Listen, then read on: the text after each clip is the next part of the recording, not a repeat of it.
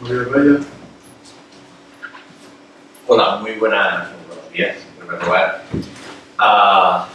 En primer lugar, dar las gracias a FEDEA y dar las gracias al cartel de lujo con el que estoy compartiendo hoy las jornadas.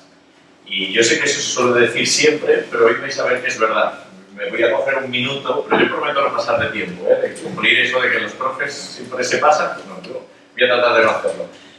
Pero un minuto para decir que veáis que es verdad, que estoy encantado de estar aquí y que el plantel es de lujo, al menos para los que nos dedicamos a la economía de la vivienda. Una vez está lo de Ángel, que es amigo, que nos conocemos desde hace bastante tiempo y que además tenemos una muy buena amiga en común. Pero aquí con Jorge, que no me ha dado tiempo ni de saludarlo antes, los primeros datos del panel de declarantes me los pasó él cuando estaba haciendo yo la tesis doctoral, con lo que a uno le hace gracia, ¿no? Sobre todo cuando era tan joven y necesitaba esos datos. Paloma formó parte de mi tribunal de tesis y Miguel Ángel, él ha hecho un spoiler, pero yo ahora os voy a decir la verdad. Yo me dedico a vivienda por sus clases, tal cual. Me fascinaron y dije, yo también quiero decir lo del viaje, las forjas y... no puedo llegar a ese nivel, pero me encantó. Y yo me dedico desde otro punto de vista, como vais a ver, pero también a la economía de la vivienda. Y la segunda de las cosas es disculparme, he llegado algo tarde, me tengo que marchar justo después de la ponencia, porque tengo que las esta tarde en Barcelona, con lo que me encantaría quedarme más grato, pero no puedo hoy. Y lo que os vengo a presentar básicamente es algunos resultados de un proyecto del Ministerio que se llama El verdadero precio de la vivienda, sobre tasaciones, dinero negro y otros sesgos, ¿no?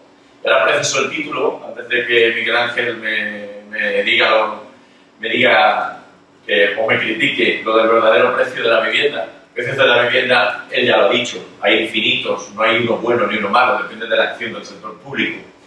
De lo que trata el proyecto es de los precios a los cuales tenemos acceso estadísticamente, en términos de vivienda, de las diferencias que hay entre ellos y de cómo modelizar y extraer conclusiones de las cosas que están pasando a través de esas diferencias entre esos distintos precios estadísticos que tenemos a nuestro alcance. Básicamente lo he sintetizado en este gráfico, que lo que pretende es pues ilustrar esos precios a los que tenemos a nuestro alcance con las diferentes fuentes. Nosotros tenemos a nuestro alcance muchas fuentes sobre precios de oferta de la vivienda, ¿no? He puesto aquí la más conocida, que es Idealista, pero hay muchos informes sobre el precio de oferta de la vivienda. Y tenemos también a nuestro alcance muy poco, pero alguna estadística sobre precios de venta de verdad de la vivienda. Pongo Tecnocasa, que es el único de los informes que se presentan sobre el precio de la vivienda, que son precios de verdad de transacción. Yo participo en ese informe y parte de los datos que aquí vais a ver proceden de ese informe. Ya sabemos que la diferencia entre esos dos precios es un descuento, y que por lo tanto no podemos comparar o no podemos asumir que el precio de oferta refleja bien el precio de venta, porque entre medio hay una negociación entre comprador y vendedor, en la que luego entraremos. También, desde el punto de vista estadístico, convergen estos dos precios con un precio de tasación. Voy primero hacia allá. Precio de tasación, que quizás es la fuente más histórica que tenemos sobre precios de la vivienda, que procede del Ministerio y que es una estadística que empezó a finales de los 80, es otro tipo de precios, el precio de esas empresas que van a valorar un piso cuando quieres adquirir la vivienda, que teóricamente está bastante relacionado, como veremos luego, con la financiación, y que teóricamente debería de ser una valoración objetiva del precio de la vivienda, ¿no? Fijaos que ya he introducido muchas veces la palabra teóricamente, ¿no? Luego incidiremos más en eso. Y por último, pues tenemos también, dentro de todas las estadísticas de precio de la vivienda, una más reciente, empezó en 2008, del INE, del Instituto Nacional de Estadística, que solo nos lo presenta en términos de tasa y a nivel solo de comunidades autónomas, que es el precio de notarios. El precio de los notarios, que como sabéis, tampoco es exactamente el precio de venta, porque entre medios hay pues, el dinero negro, que sabemos que ha existido en este mercado y que todavía sigue existiendo, ¿no? Pues todos estos precios convergen y las relaciones, pues entre precio de oferta y precio de venta, tenemos el descuento, entre precio de venta y precio de tasación, la posibilidad de que esa tasación esté sobretasada o subtasada, dependiendo la época, y en el caso de precios de notarios y precios de venta, la diferencia es ese dinero negro de la transacción, ¿no? Bueno, pues vamos a ver algunos resultados de nuestro proyecto que tiene la virtud de haber conseguido una muestra donde tenemos todos estos precios a la vez, ¿no? Y os voy a explicar un poquito de la historia. Este es como mi pequeño bebé, ¿no? Esa base de datos. Porque, ¿de dónde procede? Como os he avanzado, tenemos un convenio en la universidad con Tecnocasa y Tecnocasa nos pasa una muestra de las viviendas vendidas durante un semestre a semestre. El convenio empezó en 2004 y llega hasta hoy. De esas viviendas nos dan el precio de oferta, el precio al que sale a la venta esa vivienda, las características de la vivienda y el precio al que finalmente se vende. Vale, esto es un fichero. ¿Qué ocurre? Que estos de Tecnocasa tienen una financiera que se llama Quiron. Esa financiera financia gran parte de estos pisos de Tecnocasa y, por lo tanto, sabemos también las características que tiene el comprador de esos pisos y si el precio está y su tasación, ¿vale? La tasación de esos pisos, pues que se necesita para la hipoteca. Y, bueno, pues una muestra de esos, conseguimos poner su número catastral, llevarlo al colegio de notarios y que nos facilitaran el precio de registro notarial. Con lo que para eso, una muestra del tipo de pisos que vende Tecnocasa, que es de nivel medio bajo quizás, que está bastante bien representada en las grandes ciudades, pero menos representadas pues las pequeñas, ¿no? Que es un 4% de las transacciones que se hacen en España en un semestre, por lo tanto no es despreciable, pues tenemos esa información. Bueno, y procedo ya a entrar en cada una de estas líneas y ver los determinantes que hay detrás de cada una de esas diferencias, donde siempre el centro es el precio de la vivienda, con respecto al precio de venta, perdón, con respecto a precio de oferta, precio de tasación o precio de registro notarial. Con respecto al precio de oferta, bueno, encontramos descuentos de aproximadamente el 12%. ¿Eso es mucho o es poco? Bueno, las inmobiliarias en general, como su estrategia, y eso lo sabemos desde 2008, desde un paper de un señor que se llama Levitt, que dijo que las inmobiliarias venden rápido, porque su negocio, su incentivo está en vender rápido y coger la comisión. Y venden a un buen precio, pero nunca al mejor precio posible, pues estos descuentos son relativamente bajos. ¿Por qué? Un particular seguro que en media acabaría descontando más, porque las inmobiliarias ya fijan un precio de salida que es más bajo de lo que fijaría un particular, porque le interesa vender rápido y coger esa comisión. Pero lo interesante no es eso, porque si la diferencia entre el precio de venta y precio de salida fuese un descuento fijo y fuese igual entre ciudades a lo largo del tiempo y entre el tipo de agente que vende la vivienda, pues no tendríamos un gran problema a la hora de utilizar el precio de oferta como indicador de cómo le va el precio de la vivienda.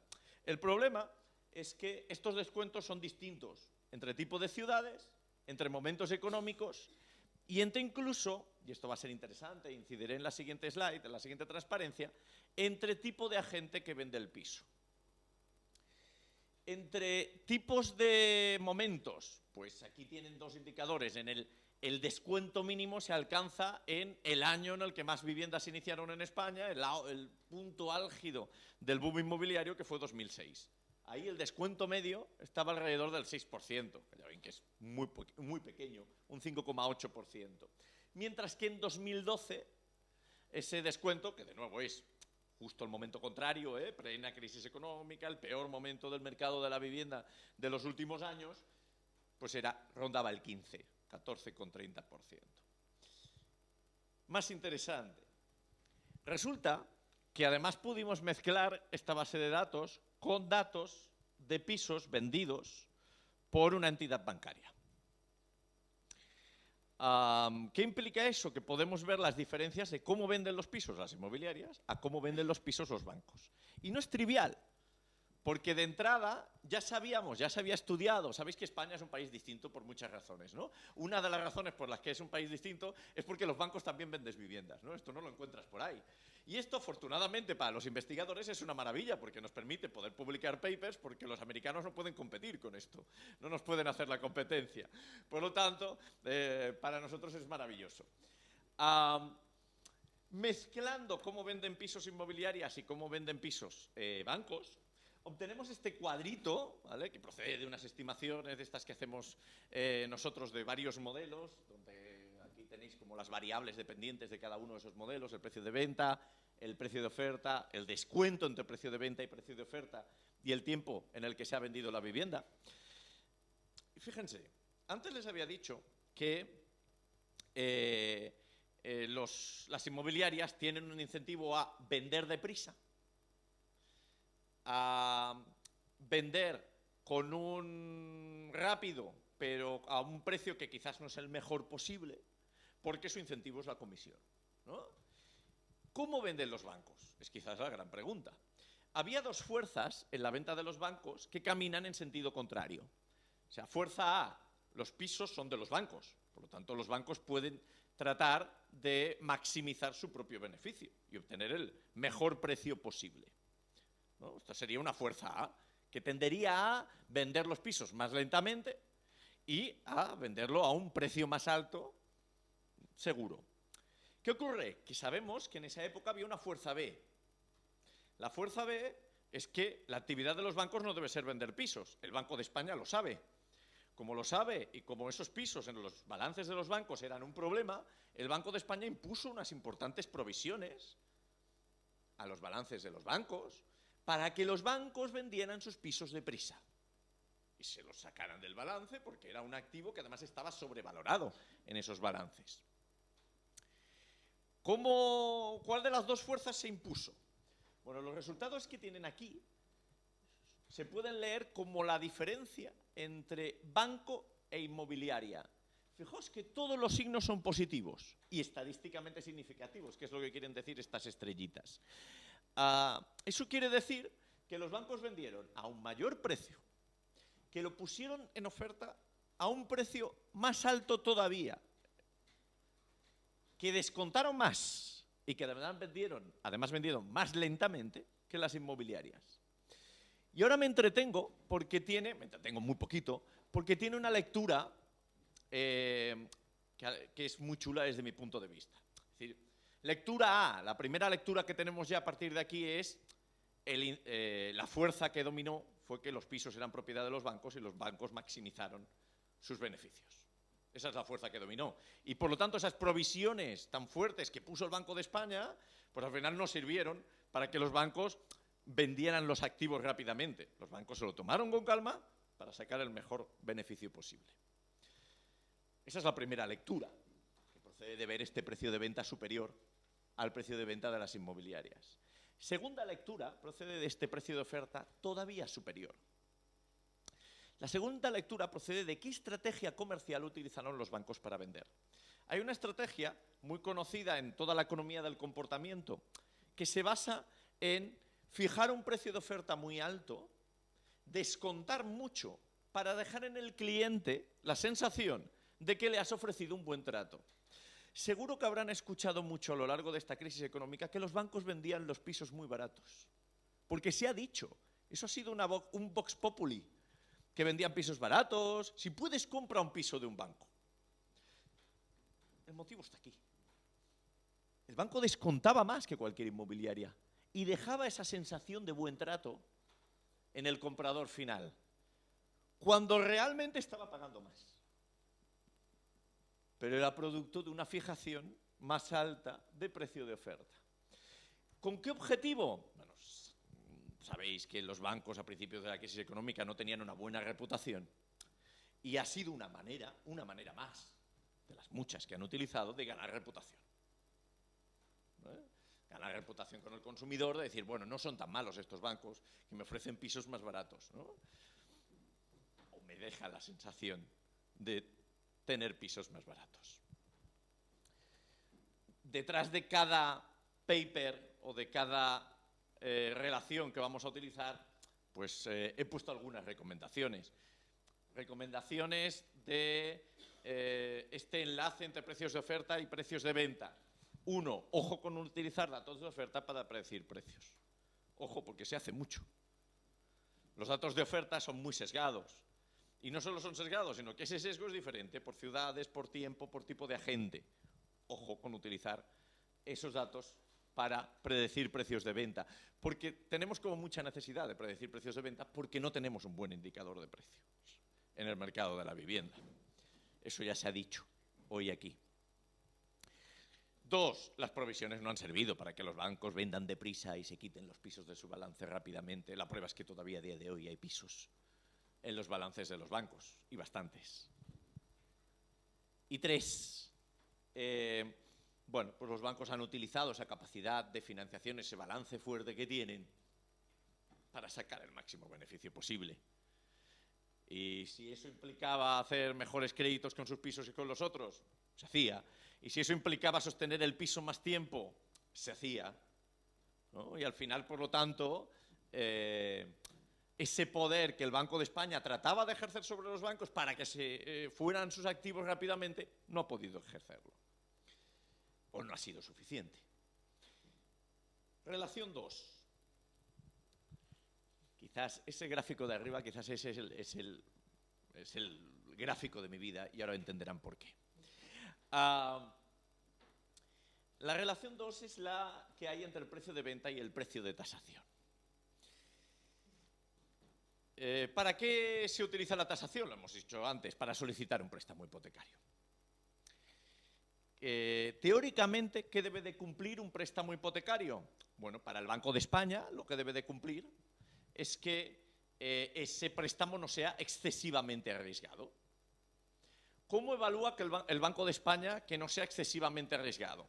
Básicamente con un ratio, el que se llama préstamo a valor, el loan to value, que es el cociente entre el importe de la hipoteca y el precio de tasación. ¿Por qué el precio de tasación? Porque es el único al que puede llegar el Banco de España.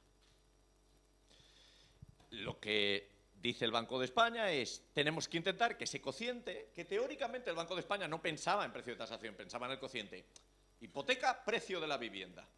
Hombre, pues tenemos que intentar que ese cociente no supere el 80%, lo cual demuestra que la persona que solicita el préstamo hipotecario tiene un 20% de ahorro, lo cual ya es un indicador de que el riesgo no es tan elevado si esa persona cuando va a comprar una vivienda ya tiene un 20% de ahorro para adquirir la vivienda.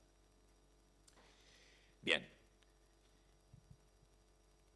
Y la penalización todavía es más alta, es decir, si tú tienes un cociente préstamo dividido precio de la vivienda entendido como precio de tasación, porque es el único que tienes, pero suponiendo que la tasación es un verdadero valor de la vivienda. Si tú tienes un cociente por debajo del 80%, no se te impone banco sanción porque ese préstamo es bueno. Si tú tienes un cociente entre el 80 y el 100%, se te pone una sanción. Y si tú tienes un cociente por encima del 100, la sanción es todavía superior, porque representa que le estás dando un préstamo a alguien que no tiene nada de ahorro.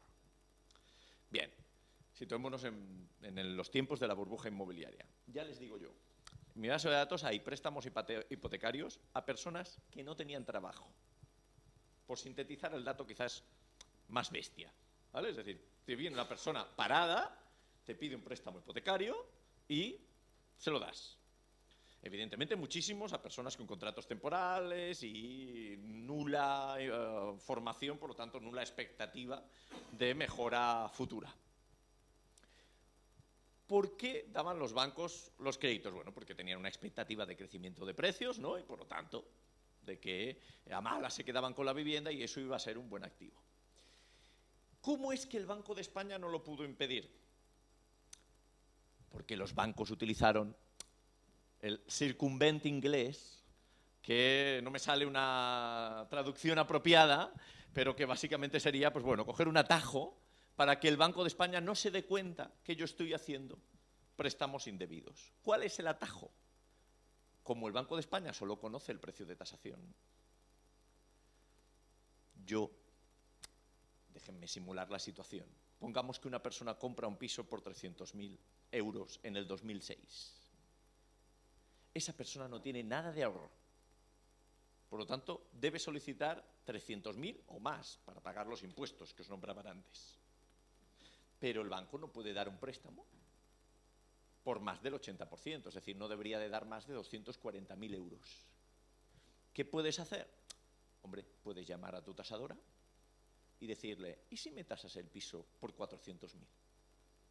Si me lo tasas por 400.000, el cociente entre hipoteca y precio de tasación es de un 75%, no llego al 80%, el Banco de España no me impone sanción, de hecho no se entera que yo estoy dándole un préstamo hipotecario a una persona que no tiene nada de ahorro, y yo puedo dar el préstamo hipotecario a esa persona sin problema. Ese fenómeno se llama sobretasación, y eso es lo que está ilustrado en estos dos gráficos. Fíjense, el de arriba es la situación fake. Fíjense en las dos barras, una justo en el 80 y otra justo en el 100. Cuando vimos el gráfico es que es apasionante, ¿eh? No quiero hacer la señal, pero queda muy fea, pero es apasionante. Los bancos pedían a las tasadoras que los sobretasaran justo lo necesario para llegar al 80 y no superar ese 80%. O, en esos casos en los que se pedía muchísimo más, no superen el 100, por favor. Lo de abajo está en tanto por 1 en lugar de tanto por 100, pero multipliquen por 100 los numeritos del eje de abscisas. Lo de abajo es la realidad. Es el cociente entre el importe de hipoteca y el precio de venta de verdad. Esta barra del 80 es esta de aquí. Está en el 115. Es decir, no se sobretasaron un 7%, como dijo un señor en Estados Unidos y le pareció una barbaridad. Aquí se sobretasaron en promedio, esto es una media, un 35%. Esto el Banco de España no lo sabía, porque no tenía, repito, los datos de precio de ventas.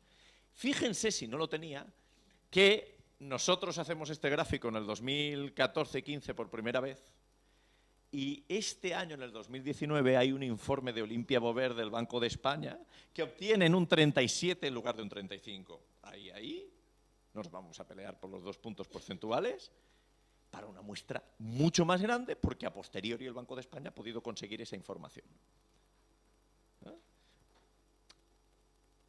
Para que vean lo que son los mecanismos de tratar de eludir las políticas y las regulaciones, y cómo hay que tener mucho cuidado con las regulaciones, como se ha dicho aquí antes, de política económica, con el diseño. ¿Por qué digo eso? Bueno, nosotros también, y aquí a título de curiosidad les presento, pues hemos estimado un modelo que trata de ver cuáles son los determinantes de esa sobretasación. Sale pues cosas como un poco evidentes de que la educación universitaria, la gente con educación universitaria se les sobretasa menos el piso, a los españoles se les sobretasaba menos, eso significa que lo necesitan menos, básicamente, por el tipo de inmigración que teníamos aquí, sobre todo en esa época. Esto es interesante, a los que se les sobretasa, se les impone un diferencial del tipo de interés más alto, era la compensación. Yo te lo sobretaso para darte el préstamo, pero lo compenso mi balance haciéndote pagar por ese riesgo. Se sobretasaban menos las hipotecas a Euribor que a otros índices y dependía del tipo de banco. No les resultaría muy sorprendente si los bancos que quebraron o los que fueron rescatados por el FROB son los que más sobretasaron. No es nada sorprendente, pero a veces encontrar cosas no muy sorprendentes son divertidas.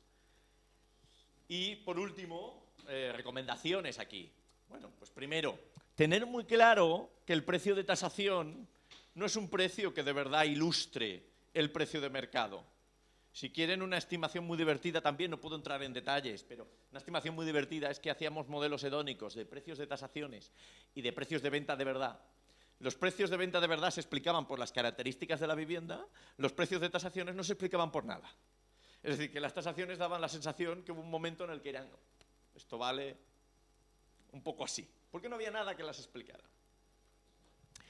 Y, por último, el Banco de España hacía una política macroprudencial basada en los precios de tasación, pues también esa política macroprudencial, es decir, no nos ha ayudado a controlar los riesgos en el mercado hipotecario, esa política. Se puede establecer una, por ejemplo, con los precios de notario, porque con los precios de tasación no hay ningún coste en subirlos, para nadie. Con los precios de notario ya hay un coste, hay unos impuestos a pagar. Ya no será tan fácil inflar esos precios en relación a los precios de tasación. Y acabo. La tercera de las relaciones. La relación entre el precio de venta y el precio de notarios. Evidentemente, como hemos dicho, dinero negro en el mercado de la vivienda. Para que tengan el dato, aproximadamente entre 2004 y 2010, el 40%, entre el 40 y 45% de las operaciones de las compraventas de viviendas en España tenían dinero negro, algo de dinero negro. ¿Vale? Es decir, que encontrábamos un precio de venta distinto al precio que luego se registraba la vivienda. Eso es básicamente. Aquí tienen el gráfico de esas operaciones que tenían dinero negro, es decir, qué porcentaje defraudaban. Las que defraudaban en promedio un 15%. Aquí está la media. Como ven, pues había hasta que prácticamente defraudaban todo. Es decir, que imponían pues un precio irrisorio y que prácticamente nada. Ya digo, el promedio en el 15%, y cuando incluimos también en ese promedio aquellas que no defraudaban nada, ¿no? Aquellas que no hacían tax evasion, pues nos quedaba un promedio del 8-9%. ¿Cómo se explica cuáles son los determinantes y qué nos dice los modelos teóricos, si tienen sentido o no tienen sentido? Bueno, básicamente hemos encontrado tres determinantes muy sólidos sobre el porcentaje de dinero negro que defraudan las personas. El primero es la sobretasación, es decir, cuanto más sobretasación, menos dinero negro, de ahí el signo negativo. ¿Por qué? Muy sencillo. Hemos dicho que aquellas hipotecas que se sobretasaban eran aquellas de individuos que no tenían ahorro. Por lo tanto, esto es un indicador indirecto de restricciones de liquidez. No tienes liquidez, no puedes defraudar. Te sobretasan para que te la den, para que puedas comprar el piso. No tienes ahorro. 2. Y no por ser obvio, no deja de ser interesante. La gente más educada defrauda menos. Es decir, aparecen los estudios universitarios como un indicador de menos tax evasion, menos dinero negro. Bueno, esto sabemos porque hay la gente que se dedica a tax evasion, que Miguel Ángel conoce a alguna persona que se dedica a modelizar la tax evasion, la evasión fiscal, te dice que las personas más educadas defraudan menos porque tienen más conciencia social y saben más que nada es gratis, que dice un blog de economía muy famoso, ¿no? Que hay siempre un coste detrás, como sociedad, detrás de todo eso. Y 3, lo último, de nuevo, no por no ser evidente, no deja de ser más interesante. Si tú estás en un entorno de transparencia, si tú estás en un entorno donde no hay corrupción, donde tú ves que la gente se comporta bien, pues tú tienes menos tendencia a hacer dinero negro o a hacer tax evasion. Si tú vives en un entorno donde parece que hay prácticas corruptas que se admiten, que hay poca transparencia, pues te sientes más legitimado para evadir más. Para que vean que es bastante sólido este resultado. Hemos hecho 6 definiciones, les digo las 4 que ahora me acuerdo así de entrada rápidas. Una, no les sorprendería nada las comunidades autónomas donde salía más tax evasion. En todas ellas había habido un caso de corrupción muy famoso y muy conocido. 2, lo bajamos a municipios. Si en tu municipio había algún imputado por corrupción, también había más tax evasion. Venga, ni municipios ni comunidades autónomas. Utilicemos un índice europeo que se hace en Suecia, de calidad de gobierno. También sale. Venga, estimación indirecta, economía sumergida. Utilicemos la economía sumergida. Donde hay más economía sumergida, hay más tax evasion. Es decir, es muy sólido a la definición que hacemos de corrupción, baja transparencia, etc. Las recomendaciones, no por obvias, no dejan de ser interesantes. Primera, empoderen las leyes antievasión y anticorrupción, porque si hay menos corrupción, la gente también evade menos. Y dos, pues faciliten que una buena educación de la ciudadanía hace que la ciudadanía sea más responsable con su entorno y que también evada menos, porque sabe que eso tiene consecuencias. Bueno, pues hasta aquí, como ven, muy breve. He tratado de no extenderme mucho, pero como desde FEDEA hacen muy bien las cosas, pusieron un link en el programa a la página web del proyecto, por lo tanto les animo a que la visiten y que cualquier cosa o cualquier comentario estaré encantado de responder.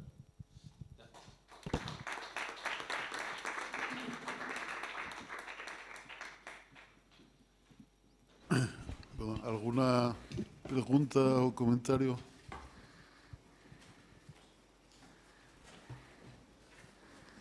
Y lo de las tasaciones me... Hola, buenos días.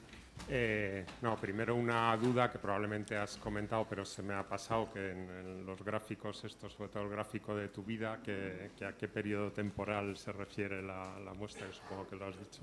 Sí. Y luego una duda, ha quedado claro que los precios de oferta son mal indicador de los precios de venta, que si si tienes alguna información, algún estudio de que esto también puede pasar en el mercado de alquileres, que si sería peligroso utilizar una muestra de precios de oferta como indicador, que no sé si lo has estudiado o no. Vale. Sobre lo primero, la muestra va de 2004 a 2019, la de precios de venta, y precios de oferta y tasaciones. La que solo llega hasta 2010 es la de notarios. Las otras llegan, pues eso, hasta 2019. Pero el periodo que os he presentado en los gráficos es básicamente casi toda la información, es prácticamente época de boom. No todos. Por ejemplo, cuando os he presentado los datos de precios de oferta y precios de venta, ahí está todo el periodo. Por eso ponía una media del 12 y momentos del 5 y momentos del 15. Y sobre mercado de alquiler. Tenemos información también sobre el mercado de alquiler, pero es mucho más reciente, empieza en 2014. Por lo tanto, no me atrevo. Los 4 números así iniciales descriptivos dicen lo mismo. Es decir, dicen que el precio de oferta no es un buen indicador y que también se utiliza de los alquileres reales que hay. Pero aquí, como tenemos un periodo más corto y que prácticamente responde a un mismo ciclo, pues podemos hacer menos argumentaciones, menos distinciones de las que hemos hecho antes.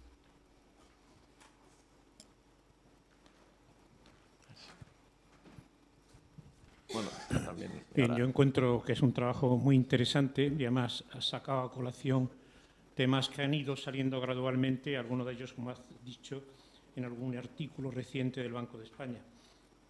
Como indicadores de precios, has puesto en el plano de igualdad al del INE a los otros. El del INE tiene un poquito de más rigor metodológico. Sí, tiene, claro. Basado en la regresión hedónica, que es una estadística bastante más rigurosa, mientras que los otros sufren de los cambios en la muestra. Tanto los precios de Idealista como los de Fotocasa tienen el inconveniente que tiene la ventaja que es mucha información, muy actualizada. Pero indudablemente las variaciones que se observan periódicamente en etapas distintas del tiempo cambian mucho de uno a otro, pues simplemente por cambios en la muestra. En cambio, la estadística de precios del INE, que es la que ha cogido la OCDE y sobre todo Eurostat, tiene más rigor. Pero vamos, la cuestión está, yo creo que sobre todo donde el trabajo tiene más interés es en la cuestión de los precios de tasación, el comportamiento de los bancos. Quizá no he visto tanto citado el impacto que ha tenido sobre ese análisis los precios de tasación publicados por el Ministerio de Fomento. Al fin y al cabo, ya sabes que no los hace Fomento, las hacen las tasadoras y los paga Fomento. Ahí quizá no los he visto citado mucho, O sea, yo lo he observado.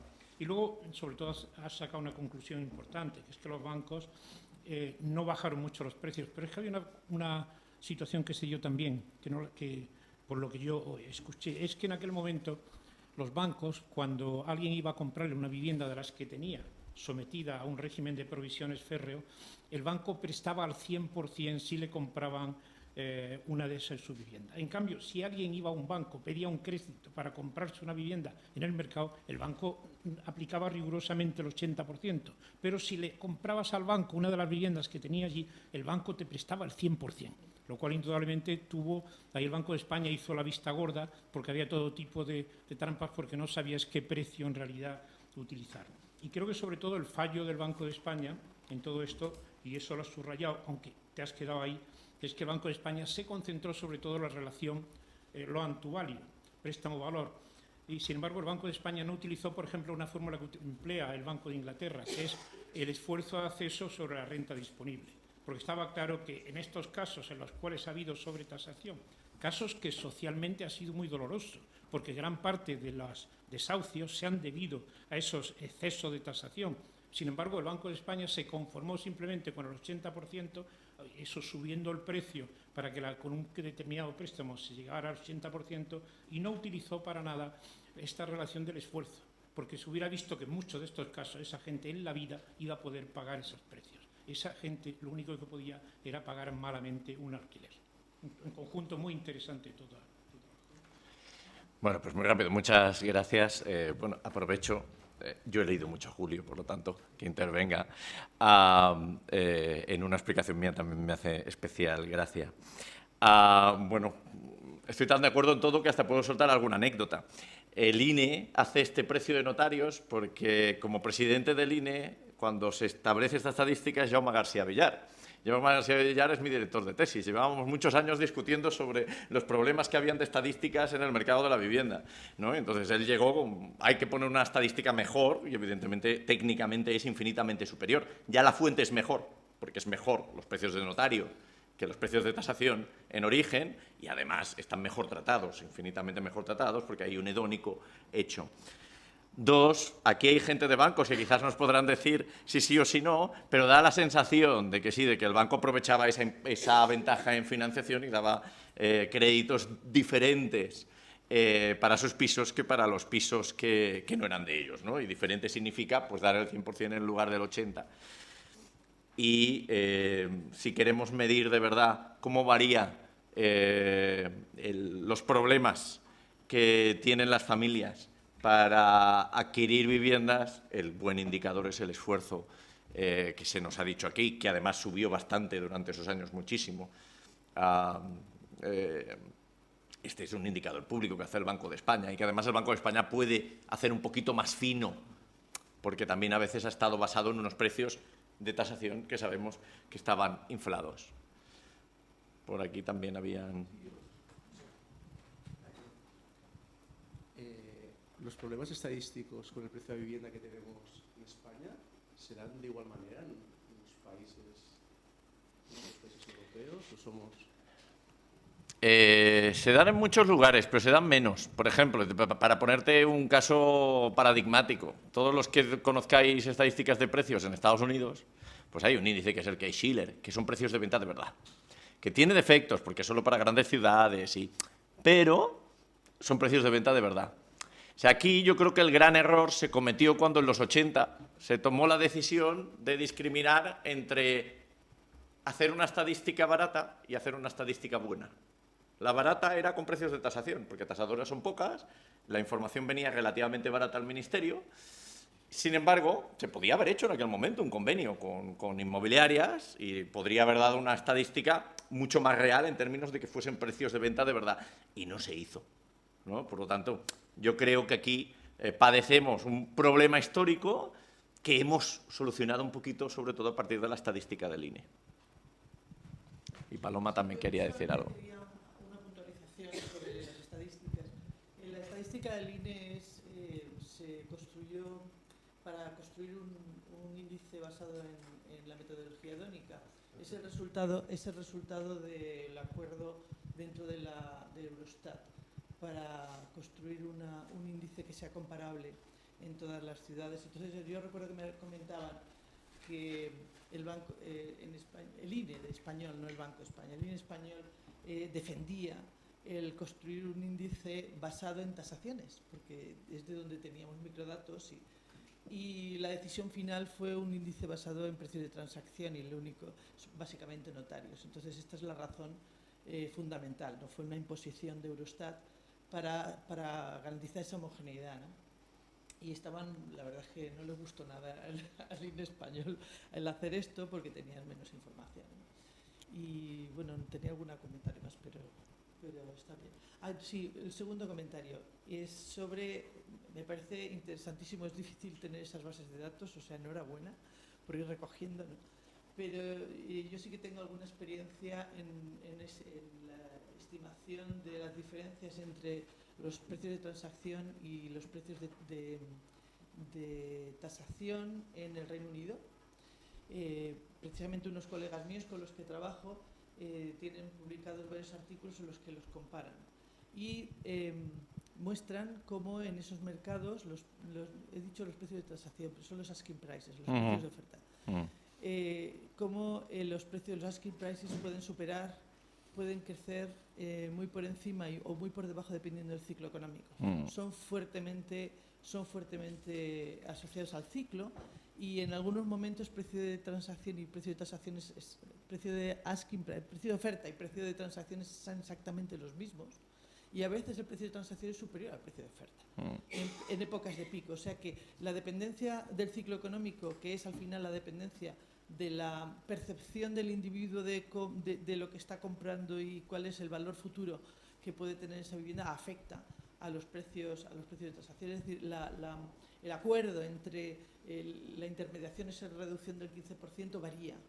Entonces esto hay que darlo en cuenta también, ¿no? Sí, sí. Era por meter otra fuente más, ¿no? Me consta, porque además lo he visto funcionar, aunque se mantiene con mucho secreto.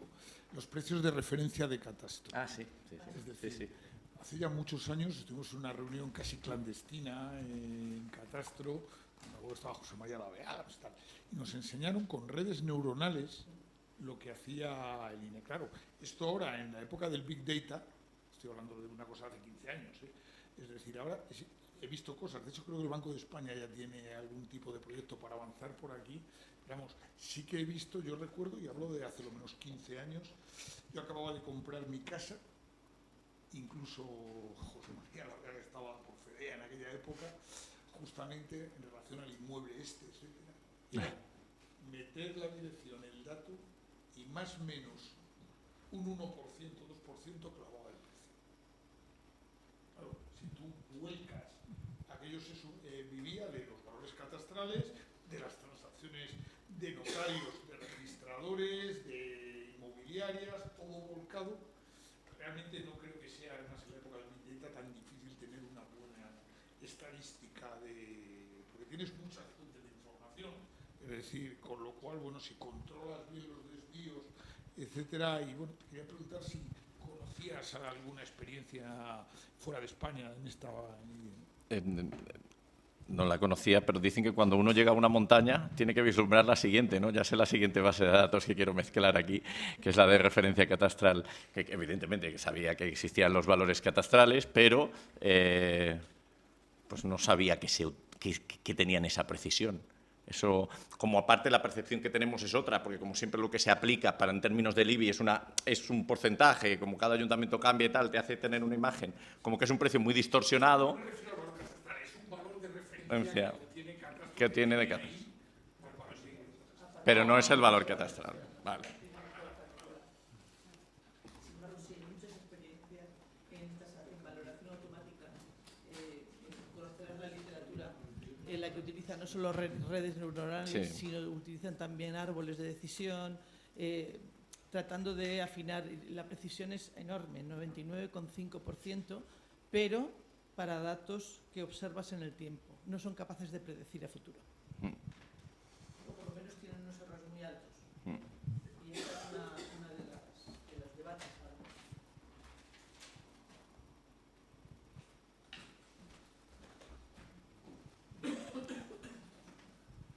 Yo quería preguntar, ahora que el Gobierno tiene que elaborar un índice de precios, si quiere valorar la posibilidad de intervenir o no en el mercado, ¿qué herramientas tiene que utilizar o cómo ve posible que lo haga, teniendo en cuenta que estas son las fuentes de información que hay? Bueno, la primera cosa que diría al Gobierno es que se lea el capítulo 4 del informe que ha presentado hoy Miguel Ángel, antes de elaborar ningún índice sobre vivienda y querer limitar los precios de vivienda. Yo me lo he leído entero y ahí tiene toda la literatura y el mensaje está tan claro que, para empezar, yo no crearía nunca un índice pensado en limitar precios, que puede tener, como os han dicho, pues bueno, en una circunstancia paradisíaca, unos efectos no negativos sobre la eficiencia, pero es que casi siempre se vende eso sobre equidad. O sea, que se venden sobre equidad y sobre equidad los efectos no son positivos.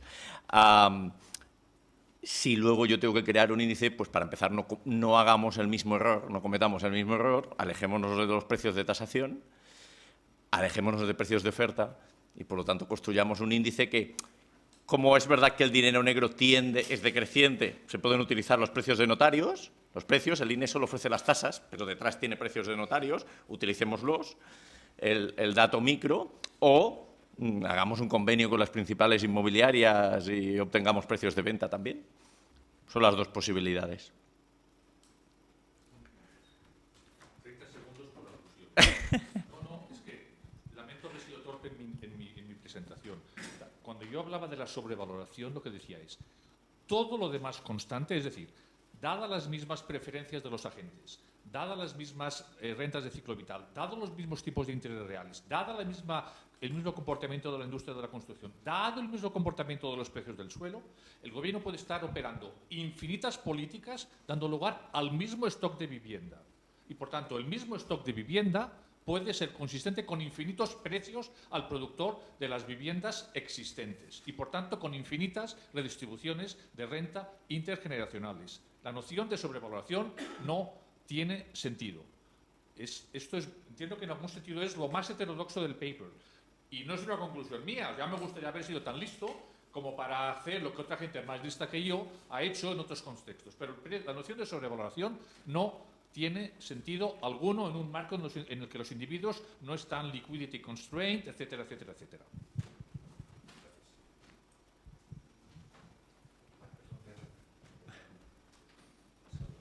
Esto, como diría un tertuliano, es información, no opinión. Cuando se mencionaba aquí que la obligación de hacer un índice de precios, la obligación es de hacer un índice de precios de alquileres. Y la fuente, que es la información que se está utilizando para hacer ese índice, es la información fiscal declarada en el IRPF, o sea, los rendimientos. Sí, pero vamos, la básica es información fiscal complementada con catastro.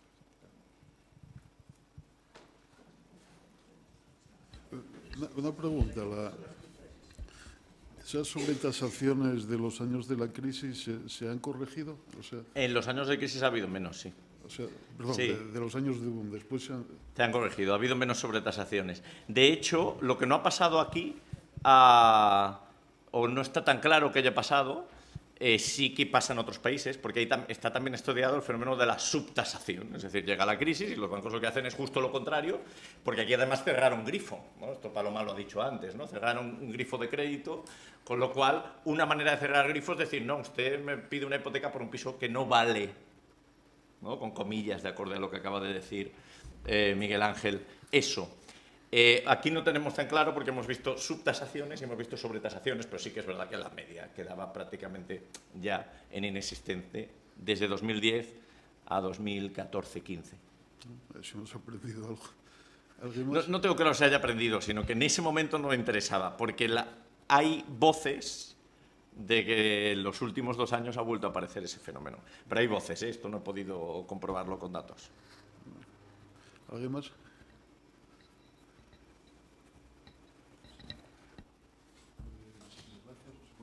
Gracias a vosotros.